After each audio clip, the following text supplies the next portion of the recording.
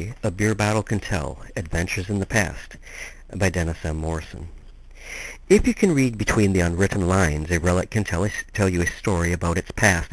For example, this last spring, while preparing a new garden spot in my backyard, I dug up 20 or so vintage beer bottles. There were specimens from 3 local Saginaw, Michigan breweries present. These really made me think about how things have changed so much in about a century, and yet our basic needs and wants remain the same. Today, if you want a cold beer, you purchase it at the store already properly chilled, or you take one from your personal stash in the refrigerator. If you are treasure hunting on a hot summer day, you might even have a cooler of the ice-cold liquid gold refreshment along with you for a pleasant break from the burning sun. I sat down next to the hole I was digging and closely examined these vintage beer bottles. There were several from the J.G. Shem Brewing Company. There were a couple light green tall bottles from John Stafford Brewing Company, 4 from the Banner Brewing Company, and several nice bottles from the National Brewing Company with very ornate embossing in the amber glass. I recalled something my granddad and grandmom told me when I was a kid. It was about when they were children, around, say, 1914. How would they have chilled these bottles of beer, I wondered? Would they have drank them warm? Nah, never. They shared with me that they used to have ice delivered to their house several times a week by a man with a horse-drawn wagon. Grandma said he would drag a block of ice into the house, chip it down to size, and put it in the bottom of the oak ice box that they had. She also told that it was her responsibility to empty that drip tray every day. As a treat, on a real hot afternoon, they, as well as other neighborhood kids, pestered the good-natured ice man into giving them chips and shavings of ice as a cool treat. So if the man of the house wanted a cold beer, he went inside the icebox to get it, and there probably wasn't much of a hoard there because the icebox was pretty small compared to with today's electronic appliances. But I digress. Let's get back to my bottle finds. Oddly, most of the bottles I found were pre-Prohibition, and a couple that were in the mix were already or were directly after Prohibition ended. I still don't understand why these would be all together in one spot. Let me begin with the National Brewing Company bottle, as this is my favorite. There's not a whole lot of information available on the company. It was in production from 1890 till 1919, when it shut down due to Prohibition. The company reformed and began production again in 1933, but unfortunately ended again in 1941. The bottles I found would have dated about 1900 to the 1915 era, and they measured about 9.5 inches tall. Beer from the Banner Brewing Company of Saginaw, Michigan must have been popular with past residents of my house, as there were 4 Banner bottles found. The embossing on these was straightforward, no elaboration, and also a standard 9-inch size. Banner was in production from 1901 to 1919 and also fell victim to the dreaded age of Prohibition. From 1919 to 1934, it was part of the Michigan Bud Company, producing non-alcoholic beverages. Then it began operation again in 1934 and ended its service in 1938. Banner had a large operation that encompassed the blocks of 1734 to 1765 Genesee Street in Saginaw, Michigan.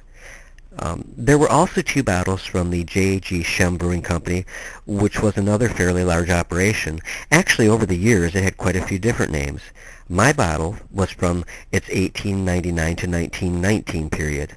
The company also went by Shem and Grueller from 1866 to 1889, Shem and Schoenheit from 1874 to 1871, John G. Shem from 1899 to 1919, and then Shem Brewing Company from 1934 to 1938 when it terminated production.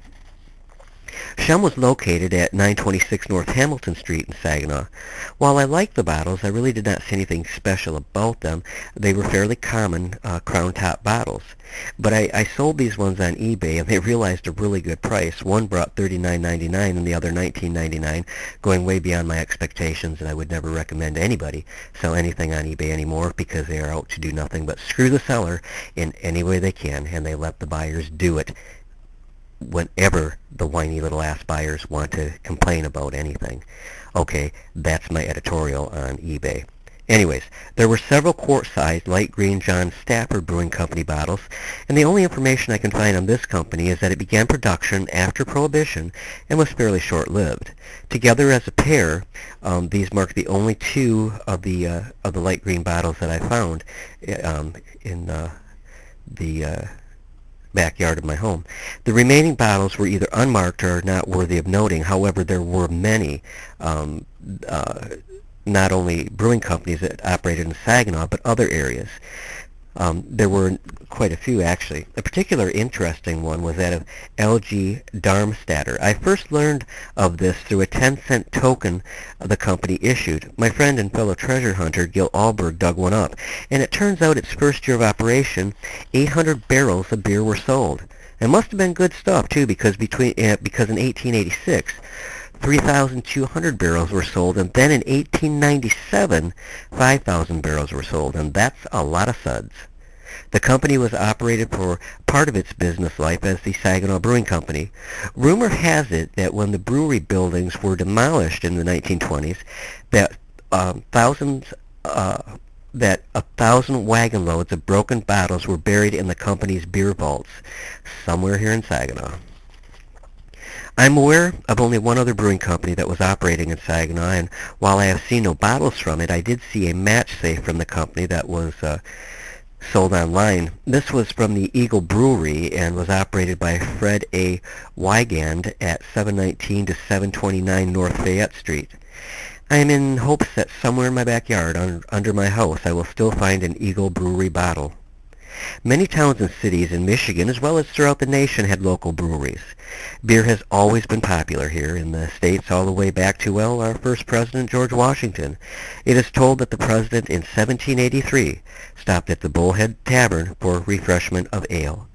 If it's good enough for the president, then it's good enough for all of us, and the thousands and thousands of bottles that can be found in old dumps, outhouses, and backyards like mine across the nation attest to the enduring popularity of beer.